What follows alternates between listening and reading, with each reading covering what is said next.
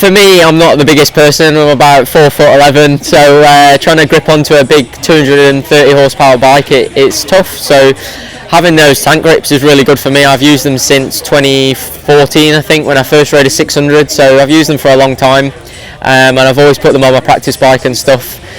So I've had the same style of tank grip since 2014, pretty much. So yeah,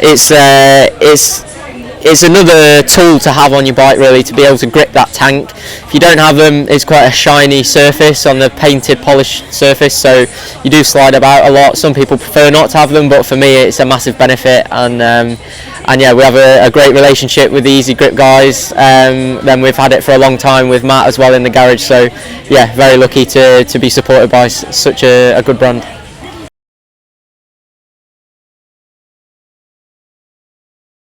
Yeah, like I've had the Eazi-Grips on for a few seasons now, and it's yeah, it's part of the package. You know, like if you have a new tank on and they've not been put on, you know straight away that they're not on.